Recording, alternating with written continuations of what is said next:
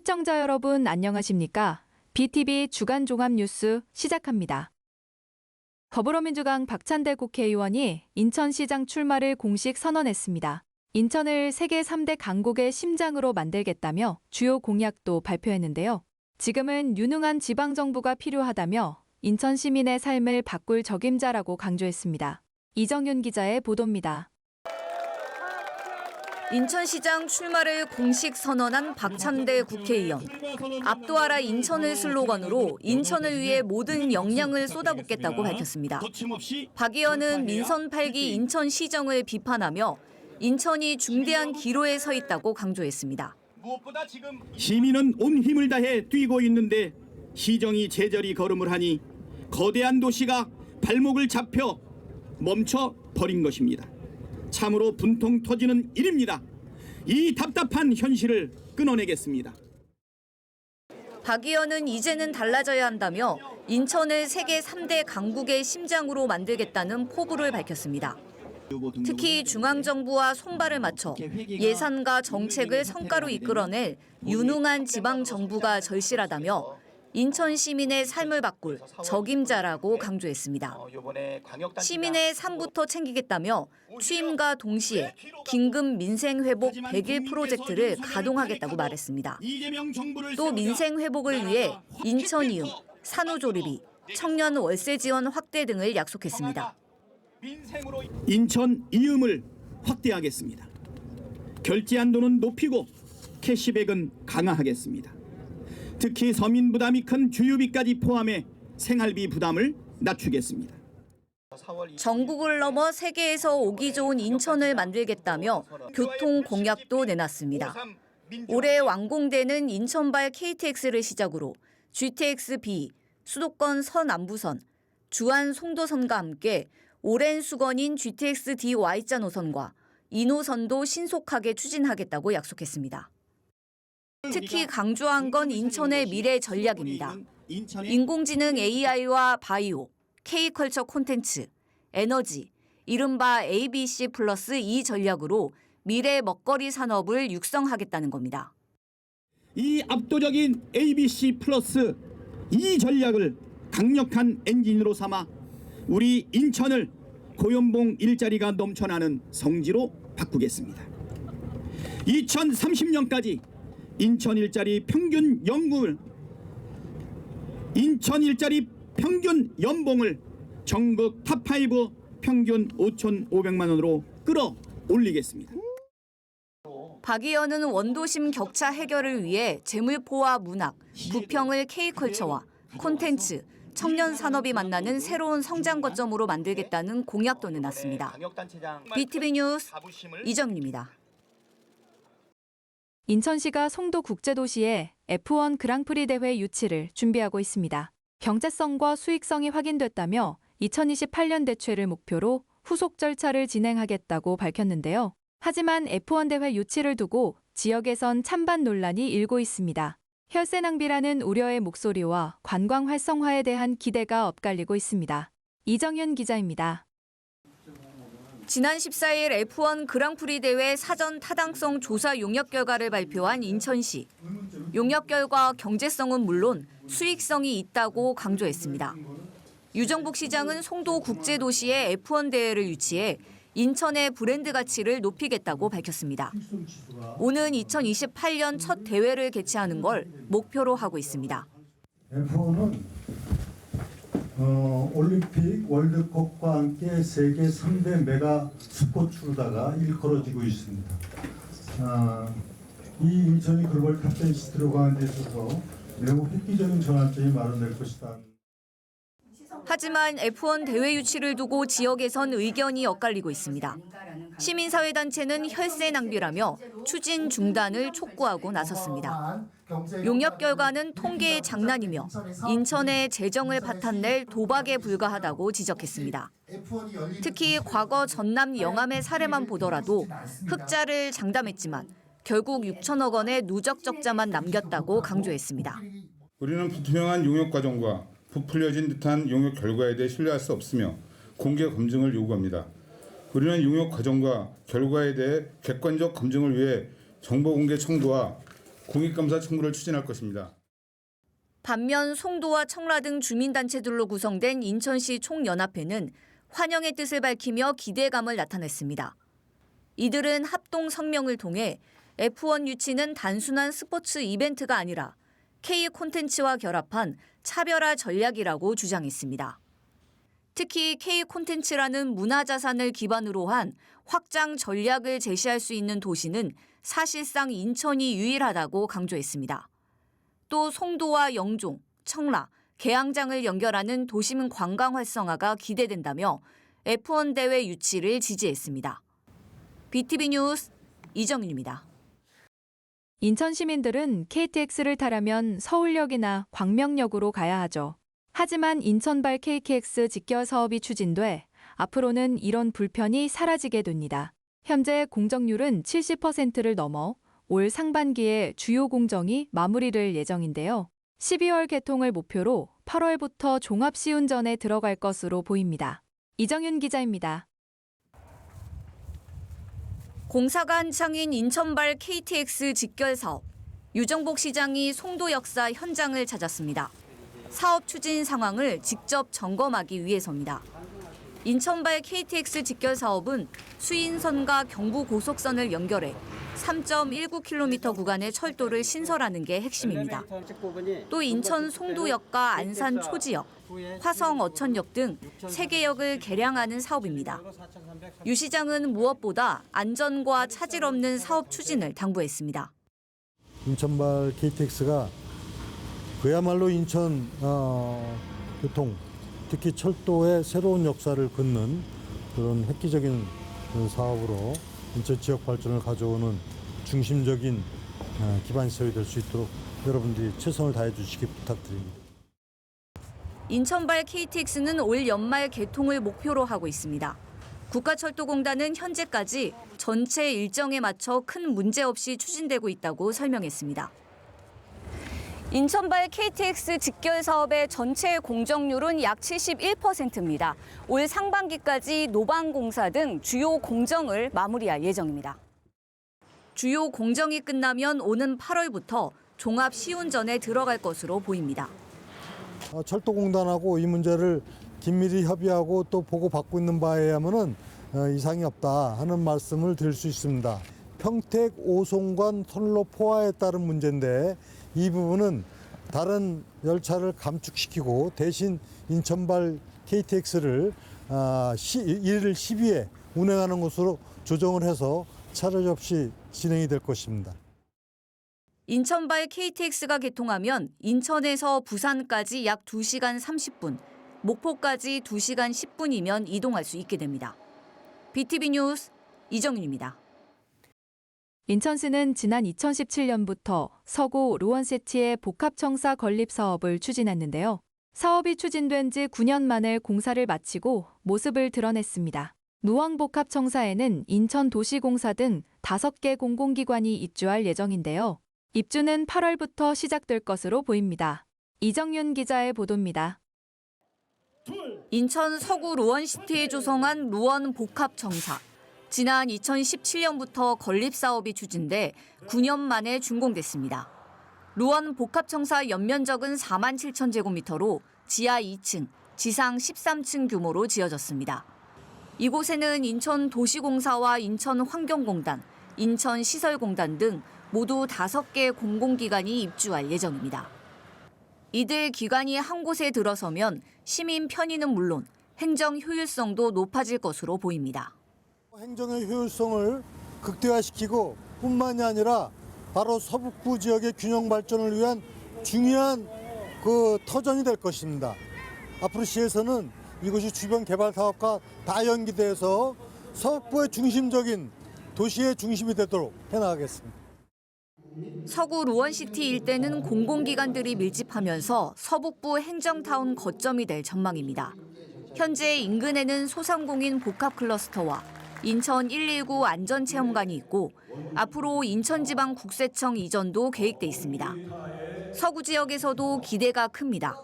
가정사거리를 중심으로 한 청라와 가정동, 검단 그리고 우리 가자 성남동을 중심으로 한 서구를 중심으로 인천의 미래는 펼쳐나갈 거라고 저는 의심치 않습니다. 인천도시공사 등 공공기관은 오는 8월부터 입주를 시작할 예정입니다. BTV 뉴스 이정입니다. 오는 7월 분구를 앞두고 있는 인천시 영종구의 초대 구청장 선거구도가 정해졌습니다. 사실상 3명의 후보가 나서게 되는데 그 면면을 알아봅니다. 이재원 기자입니다. 더불어민주당 송하정 영종구청장 예비후보는 경상남도 고성 출신입니다. 1970년생으로 연세대학교 법학과를 졸업했습니다. 5, 6대 서울시 동작구 의원을 지냈고 이재명 대통령실 청와대 행정관을 지냈습니다. 현재 사단법인 기본사회 대외협력본부 인천정책담당관을 맡고 있습니다. 청와대에서 일을 했기 때문에 우리 국정에 운영하는 그 여러 가지 틀 이런 부분들에서 정책적으로나 이런 부분들에서 이제 합을 잘 맞추고 그런 실행 라인을 빠르게 해서 우리 지역의 주민들에게 빠르게 좀 체감할 수 있는 변화를 만들어 줄 수 있지 않느냐 그렇게 생각하는 게 저희 또 큰 강점이고. 국민의힘 김정은 예비후보는 인천광역시 영종 출신입니다. 1966년생으로 인하대학교 정치외교학과를 졸업했습니다. 5대 인천시 중구의원을 거쳐 7대 인천시의원을 지냈습니다. 민선 8기 10대 인천시 중구청장을 역임했습니다. 저는 이곳에서 오랫동안 사업도 하고 청년의 활동을 통해서 지역 발전을 위해서 지역 주민들과 함께 해왔습니다. 그 과정에서 이제 14만 중견 도시가 성장하는 과정에 구의원과 시의원 그리고 중구청장 이제는 영종구청장으로서 영종을 발전시켜야 되겠다는 각오로 출마를 했다는 말씀을 드립니다. 조국혁신당 안광호 예비후보는 강원도 횡성 출신입니다. 1967년생으로 인천고등학교를 졸업했습니다. 인천시청 항공과정을 거쳐 인천경제자유구역청 영종청라사업본부장을 역임했습니다. 현재 조국혁신당 지방자치주권특별위원장을 맡고 있습니다. 그 보직이 영종청라사업본부장이었습니다. 그리고 그 이전 보직이 항공과장이었습니다. 그래서 영종에 대해서는 그 누구 못지않게 내용을 잘 알고 있다. 또 영종이 갖고 있는 타 지역과의 다른 여러 가지 문제점이라든가 또 어떤 과제들을 안고 있고 이걸 어떤 방향으로 가야 될 것인가 이런 부분에 대해서 너무나 많이 알고 있다 보니까 오는 7월 출범하는 영종구의 신임 구청장 자리를 노리는 3인 3색에 관심이 모아지고 있습니다. BTV 뉴스 이재원입니다. 오는 7월 분구를 앞두고 있는 영종구가 안고 있는 숙제 중에 하나가 종합병원 설립입니다. 영종도내에 응급실을 갖춘 대형 병원이 없어 응급 상황에 대처할 수 없어 그동안 영종 주민들의 수건이었습니다. 대형 병원 건립은 수년째 답보 선태로 대안들이 나오고 있지만 풀어야 할 숙제가 산적해 있습니다. 이재원 기자입니다. 영종도에는 응급실을 갖춘 종합병원이 없습니다. 영종도 내에서 응급 상황이 발생하면 인하대병원으로 가야 합니다. 인천대교를 건너 무려 31km나 떨어져 있습니다. 주민들 입장에서는 언제 발생할지 모르는 응급 상황에 대처할 수 있는 병원이 없다 보니 불안할 따름입니다. 불안하죠. 그런 사건 사고도 많이 일어났고 뭐 예를 들면 뭐 산모가 뭐 중간에 뭐 병원 가기 전에 출산하는 그런 사례도 있었고 일단 여기서는 응급이 할 수가 없으니까 괜히 문제가 그 주민들이 괜히 걱정을 하고. 종합병원 유치에 대한 노력이 없었던 것은 아닙니다. 지난 2021년부터 서울대병원 분원 설립이 논의돼 왔지만 가시적인 성과는 없었습니다. 의대정원 증원 갈등에 수도권 병상 제한까지 묶이면서 제자리 걸음만 할 뿐입니다. 이에 수년 전부터 인천공항이 주도하는 특수목적 공공병원 설립이 추정돼 왔습니다. 지난해에는 법적 근거 마련을 위한 의료법 등 3법 개정안 발의도 있었습니다. 인천국제공항공사 재원을 활용해 간염병 전문병원을 설립할 수 있게 하는 것이 핵심입니다. 인천공항 정부 배당금은 연평균 2,285억 원으로 일부를 공공병원 설립과 운영 예산에 투입하자는 겁니다. 인천국제공항공사가 병원을 지을 수 있도록 이 법이 논의가 되고요. 또 의료법에 공기업이 병원을 짓고 이런 것을 할 수 있도록 넣어줘야 되고요. 감염병 예방법에도 자, 이런 국정원 같은 이 주변에는 이 병원, 감염병 전문병원 같은 걸 만들어야 된다. 이런 것들을 같이 갖춰줘야 되거든요. 하지만 공항 전문 기업인 인천공항공사가 종합병원을 운영하는 것은 설립 목적에 맞지 않다는 지적도 있습니다. 현행법상 의료기관 개설 주체에서 공기업을 제외하는 이유가 의료 서비스의 공익성을 유지하기 위한 것이기 때문입니다. 실제 지난 2012년 국제업무단지 내에 인하 국제의료센터를 개원했지만 수익성 등의 문제로 운영을 중단한 바 있습니다. BTV 뉴스 이재원입니다.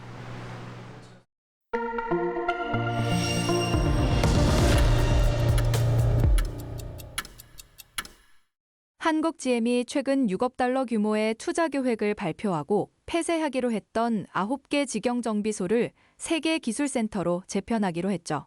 노사 간 갈등은 잠시 가라앉은 상황입니다. 하지만 노조는 여전히 신차와 미래차 생산 계획이 없는 상황이라며 구조조정과 철수 우려가 줄지 않았다고 강조하고 있습니다. LG헬로비전 이건성 기자가 보도합니다. 지난 2007년 한국GM 군산 공장에 입사한 직원 양재명 씨는 2018년 공장이 갑자기 폐쇄돼 무급 휴직자가 됐습니다. 생활고를 겪던 양 씨는 다행히 2년여가 지나 부평 2공장으로 복직했고 타양살이를 시작했습니다. 하지만 4년여 뒤 다시 공장이 문을 닫게 됩니다.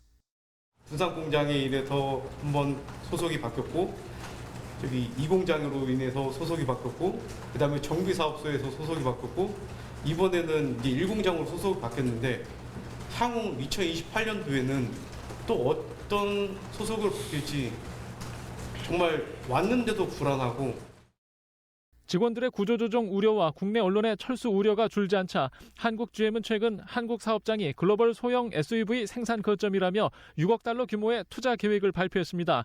기존 생산 모델의 상품성을 개선하고 부평 공장에 30여 년 만에 프레스 설비를 현대화하는 내용입니다.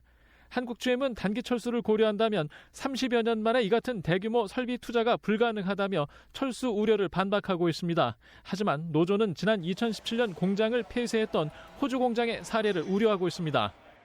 대표적으로 호주는 지난 2020년, 2017년 공장 폐쇄를 단행하고 2020년에는 브랜드 철수까지 했습니다. 저희가 호주를 주목하는 이유는 패턴이 너무 똑같습니다. 지금 한국GM에서 벌어지고 있는 GM이 벌이고 있는 패턴. 노조가 지목한 호주식 철수 패턴의 핵심은 생산과 연구의 법적 분리 그리고 신차 배정 없는 유지 보수 성격의 투자입니다. 실제로 호주 홀덴 공장은 폐쇄 직전까지도 투자를 지속했지만 정작 미래를 담보할 신차 배정은 이루어지지 않았습니다. 6억 불 투자 유치는 상당히 좀 긍정적인 신호를 볼 수 있는데 신차에 대한 배정이라든지 이런 부분들을 추가적으로 진행을 할 필요성이 있고요. 정부하고의 협상, 특히 미국 관세에 대한 부분들을 한국 정부와 좀 코업을 통해 가지고 적극적인 의지를 보이는 게 철수설을 불식시키는 가장 좋은 방법이라고 볼 수 있습니다. 지난 2018년 산업은행이 8천억 원의 공적 자금을 투입하며 받아냈던 10년 유지 협약 종료는 이제 2년여가 남았습니다. 한국GM이 호주 홀덴의 전철을 밟게 될 수도 있다는 우려 속에 노조와 지역사회는 정부와 정치권이 골든타임을 놓치지 말아야 한다는 목소리를 높이고 있습니다. 헬로우TV 뉴스 이관서입니다. BTV 뉴스는 홈페이지를 통해 다시 시청하실 수 있습니다. 시청자 여러분의 많은 관심 바랍니다. 이상으로 BTV 주간 종합 뉴스를 마칩니다. 시청해주신 여러분 고맙습니다.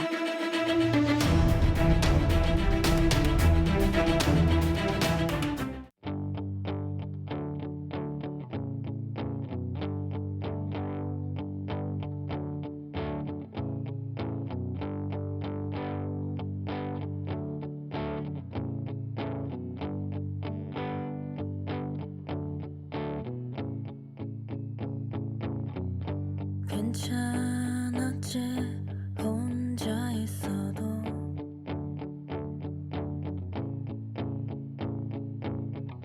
할 일 없이 천장만 봐도